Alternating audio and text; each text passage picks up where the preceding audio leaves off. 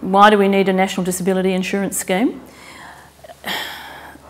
It would just make life so much easier. When you get diagnosed with a child with one of these conditions, or you injured in some other way and develop a disability, I mean, we know that in Australia 1 in 8 people will become disabled in some way.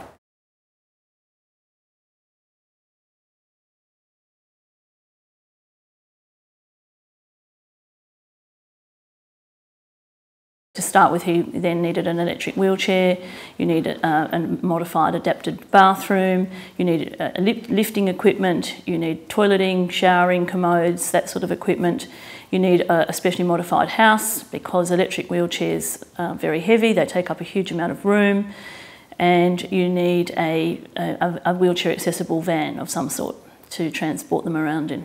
So, you know, over the years, look, I don't even know what that would have cost us, in the vicinity of $700,000-800,000, you know, minimum. When you get a child diagnosed with these sorts of conditions, or you know, there's no sort of instant help available. You really basically have to go out and find out for yourself where to go for what and what you can get.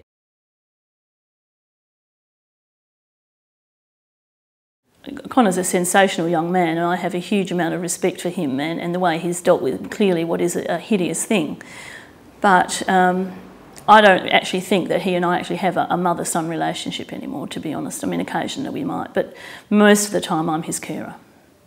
It's kind of gone beyond a mother-son type thing. I am his primary carer and I look after him. And that's how it is. Yeah, so it's pretty sad, really. If he's perfectly capable of running his own life, he just needs someone to help him do it.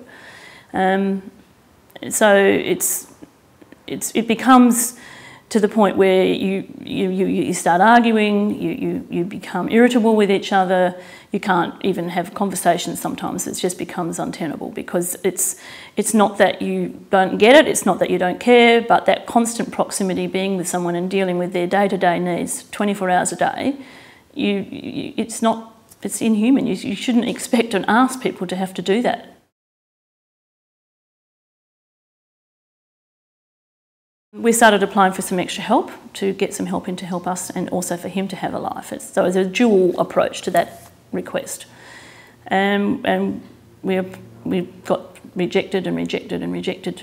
And there's never any reason given why you're rejected. It's just that, well, you know, there's lots of other people who've gone ahead of you and their needs are greater than yours, so suck it up, really. And to be honest with you, I've came to the conclusion in the end that because we were seen to be coping, and because we were still married and sort of on the outside seen to be doing okay, that our reward for coping was no reward.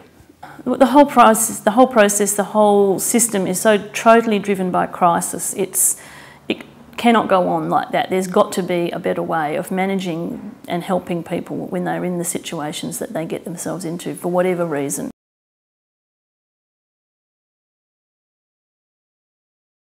Well, the NDIS is going to just help. I mean, it just means that every Australian is putting a little bit away of money to help the most disadvantaged people in society. It means that they have easy access to all the equipment that they need. If we had an NDIS, it would have definitely reduced the financial burden on mum and dad and where we are. I mean, luckily we've been able to get through all that, but being able to get chairs and stuff and all that straight away would definitely would have definitely benefited us. It made it a lot easier to plan for things. We weren't after much really. It was just to get a bit of a couple of days a week to give mum and dad a rest, and it wasn't a lot, but you go through it year after year getting knocked back all the time. And you kind of think, what else do I have to say?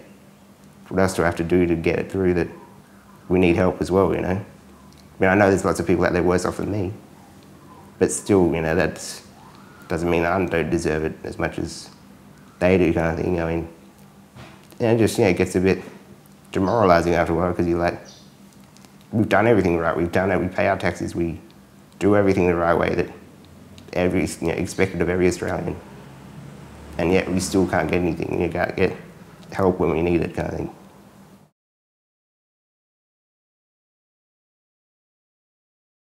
From my point of view, the worst part about you know, having to do and stuff. It's not being in the wheelchair. It's not the physical side. It's the fact that you lose everything else. I don't really have much privacy. Don't have much, I don't know, dignity or whatever, because I don't know, I lose track of how many people probably see me naked. Don't know how many people have had to help me out and stuff.